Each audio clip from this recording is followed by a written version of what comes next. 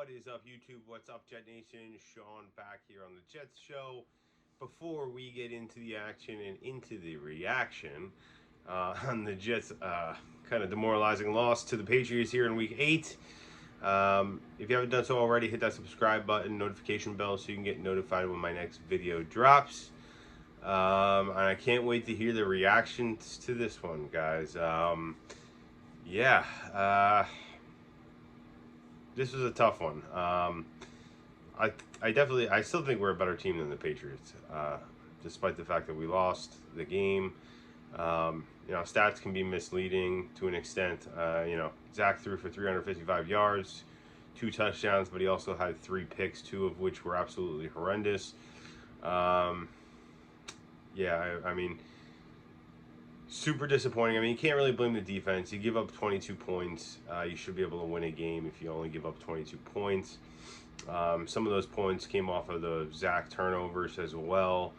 We held them to 1 touchdown. And the rest of their points were on field goals.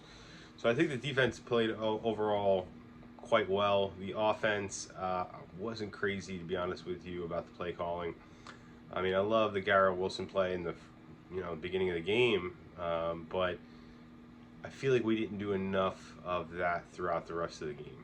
And I don't know. I have to go back and watch the game over again, pick out some things, and see what really stood out to me. But I'm not sure exactly if there was a reason we didn't do that.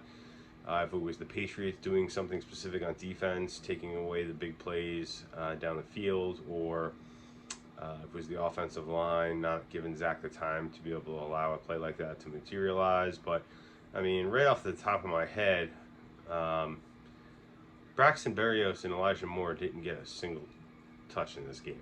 That can't be happening, especially when Breece Hall's not playing. Or Corey Davis, for that matter. I mean, I love the fact that Denzel got the ball. I think he did great with his opportunities, made some good catches. Jeff Smith made that nice play. I love seeing the tight ends more involved. Zach's got to get a little more accurate. I think a couple of times he should be trying to run for the first down and not scramble to throw the ball down the field as much. That's putting him in these precarious situations, and that's what led to at least 1, if not 2, of the interceptions. He probably could have taken off and run, and at least picked up some positive yards on those plays. So that was kind of disappointing. His performance was very all over the place today. I saw some improvements from last week for sure, and obviously some things to still be quite concerned about. Disappointed in this offensive line as well. Second straight week they haven't looked great. We got another great defense coming up next week, so it's pretty disappointing. Missed a field goal. Special teams didn't look great.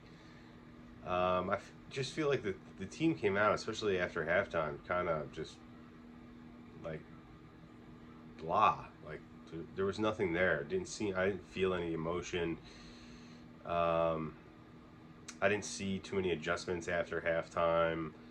The offense struggled even more in the second half until the end of the fourth quarter when they scored that and went on that touchdown drive.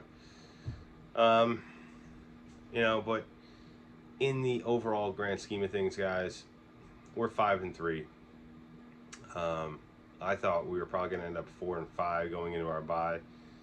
We're at least going to be 5-4, and coming out of the bye, we have a lot of winnable games in the second half of this season, and I'm not sold on us, losing to Buffalo. I'm not just counting that up and chalking that up as a loss right yet. I know they're probably the best team in the league. I do think they are the best team in the league. But the Jets can go out and play with anybody. So, but Zach's still got to keep developing. He's got to improve. I didn't like the game plan, like I said, from the offensive side of the ball.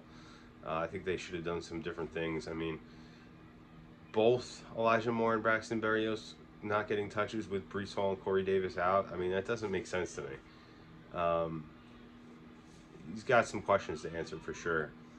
And so does Zach. I mean, some improvement, but he's not there yet. We need to see more. But I think the whole game really turned on that bull crap call on the pick six that got called back for roughing the passer or unnecessary roughness.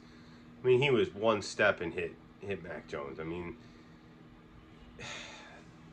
2 weeks in a row, these referees have looked horrible in these Jets games. It's extremely frustrating because if that play goes the way it should go, the Jets go into halftime up 17 to 17-3, I guess, probably.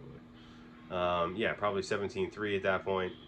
I mean, at that point, we have a commanding lead, and the whole second half of the game is going to be played by both teams completely differently. So, the Patriots would have probably had to be a lot more aggressive in the second half, being down by that much. Would have had to throw the ball more. I'm sure we could have probably created some more sacks, negative plays, and turnovers. So, just really disappointing, guys. Let me know what you think of the game in the comments. Why you think the Jets lost this game. What players were you disappointed in? What do you think they could have done differently? So, I'll come back, obviously, in a day or two and do my recap video on the breakdown of the game a little bit more once I can get a little more detail on the film. And we'll talk Jets soon, guys. Peace.